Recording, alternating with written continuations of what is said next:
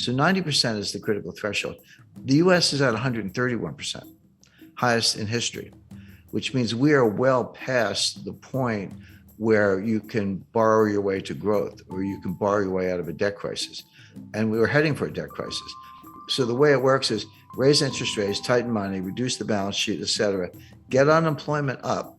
It doesn't sound like a desirable goal, but that's what it takes. And that's what happened in 1982. Get unemployment high enough so people are buying hamburger instead of steak. They're buying, whatever's the least expensive thing on the shelf, day-old bread instead of new bread, or they're not buying gasoline because they're not going to work, et cetera.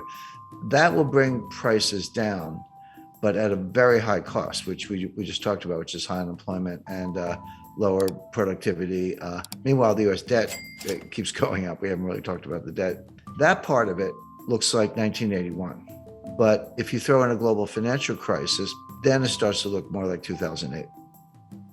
Yeah, well, that's like a glacier. Glaciers are extremely powerful, but they move extremely slowly. There's some exceptions, but they kind of like, an inch a year, a couple inches a year, but they move mountains. I mean, they create rivers, they create canyons, they move mountains.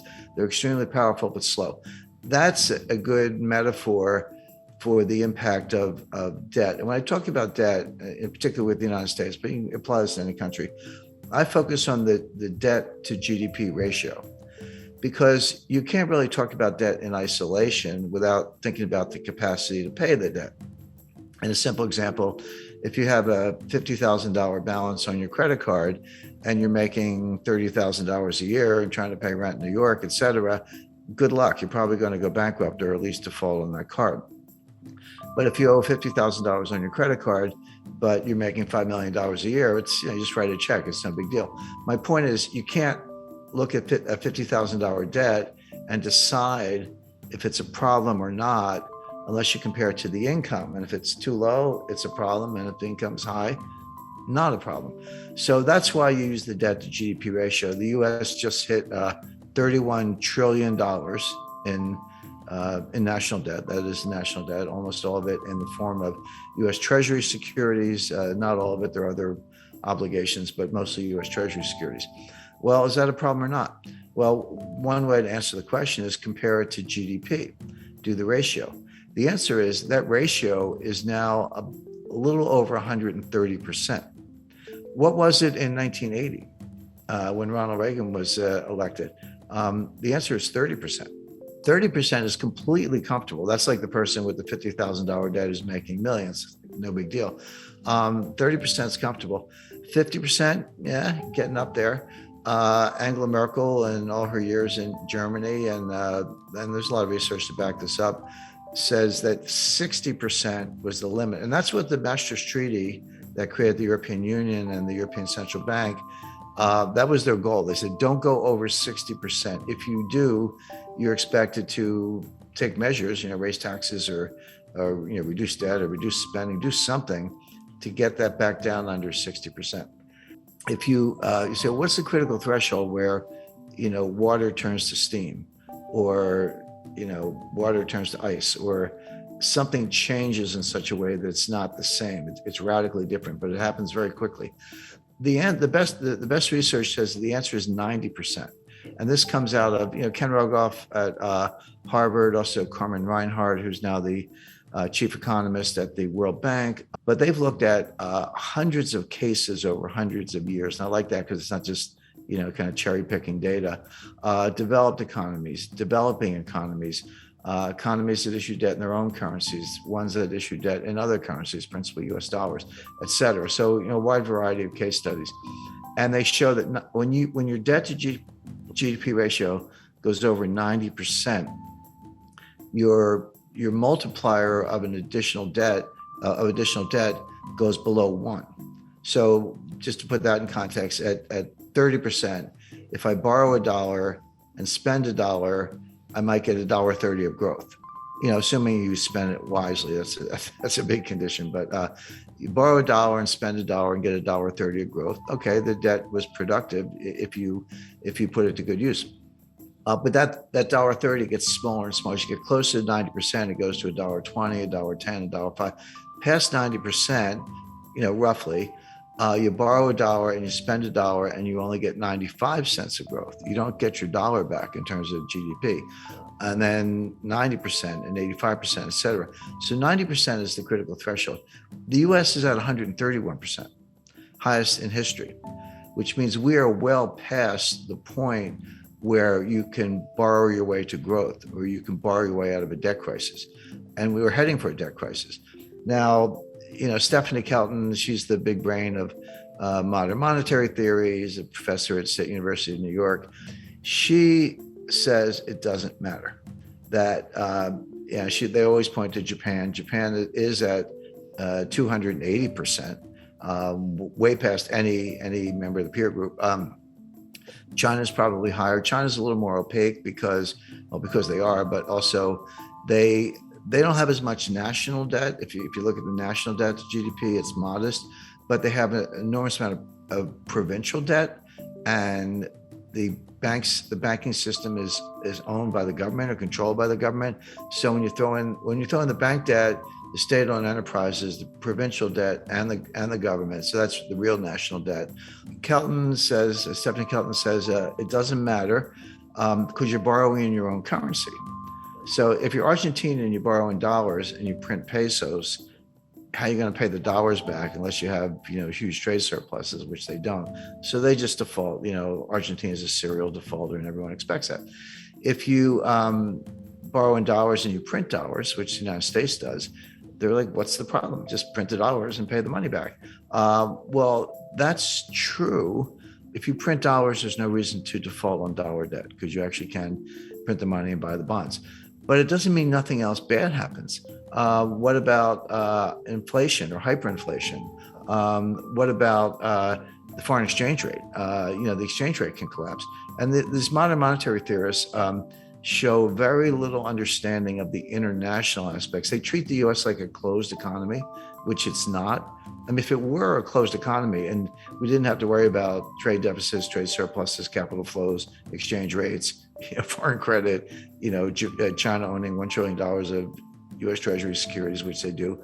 If you didn't have to worry about any of that, I think they'd probably still be wrong, but they'd have a better case. But you do. And they're just not very knowledgeable about any of those things. But you can think of exchange rates as a conveyor belt. Exchange rates are one way the problems go from one country to another, or good things can go from one country to another, depending on whether your exchange rate is going up or down, the impact on terms of trade, et cetera. But they completely ignore all that. They also ignore the role of commercial banks.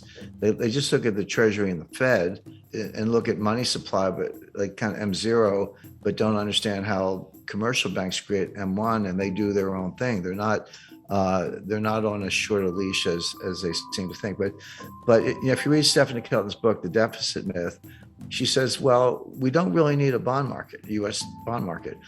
We only have a bond market as a favor to investors because it gives them a place to put their money. But why have, he said, you have government spending. So the Treasury borrows money by issuing bonds, and then the Fed monetizes the bonds by buying the bonds, and that gives the Treasury the money to pay the bills, et cetera. She says, do away with all that. Just give the Fed, wire instructions for Lockheed. And if you need 5 F-35 fighter jets, order them and just send the money right to Lockheed. Why do you need a bond market? I mean, she actually says that. So, okay, legally, that might be possible, but to suggest that you can do that without consequences is nonsense. And then you say, what about inflation? Their view is as long as there's excess capacity and unmet needs, et cetera, you're not going to have inflation because there's a lot of slack in the economy. That's a legitimate debate. But they say when inflation happens, raise taxes. And then, by the way, they also say you don't need a tax system because if you can just print the money, why do you have to collect taxes? And their answer is, we collect taxes to redistribute income. Okay, well, at least they're honest. I mean, that's the kind of socialist model, but they're honest about it. But it's important to bear in mind that Stephanie was the principal economic advisor to Bernie Sanders in 2016 and 2020. And Bernie Sanders today is the chairman of the Senate Budget Committee, controls the purse strings. So coming out of Congress, and Biden's kind of a cipher. He's barely aware of his own existence. So Sanders is in a powerful position, and she's she's the Bernie whisperer, so to speak, who's behind all this. So if you ask the typical member of Congress, can you define modern monetary theory? They'll look at you funny. They've either never heard of it or they certainly don't know what it means, MMT, But they're acting in accordance with modern monetary theory. Whether they know it or not doesn't matter. The actual behavior of the Congress, and again, just go back to COVID 2020, because we talked about the debt to GDP ratio. So in around May or June 2020, Trump put through a $2 trillion COVID relief package, and that was when the Paycheck Protection Plan, that was $800 billion, and everyone got the $1,200 check, et cetera, et cetera. And then at the end of December, at the very end of the Trump administration, they did another $1 trillion almost.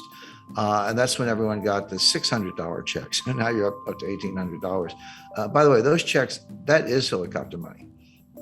That's, what the Fed does is kind of nonsense. But when it's fiscal policy, not monetary policy, and you're handing out checks, that is helicopter money. And credit to Larry Summers for saying, you're going to get inflation out of this. Well, Biden comes into office in January 2021, and he's like, not to be outdone, he did his own COVID relief package. That was another $2 trillion. And that's when we all got the $1,400 checks. They just handed them out.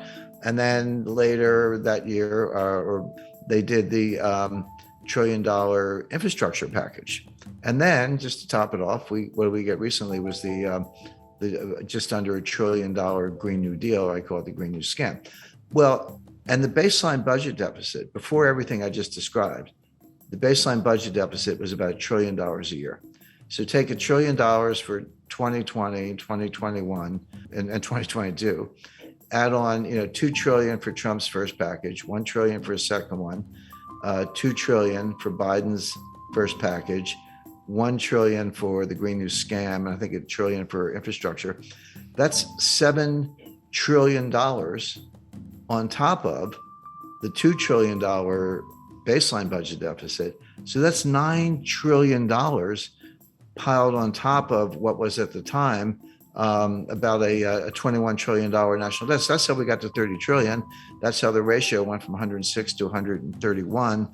These numbers are mind-boggling, and MMT says doesn't matter. But it does matter, and it shows up the way I described earlier, which is it slows growth. You don't get growth. So best case for the U.S. is very slow, weak growth, which we saw from 2009 to 2019.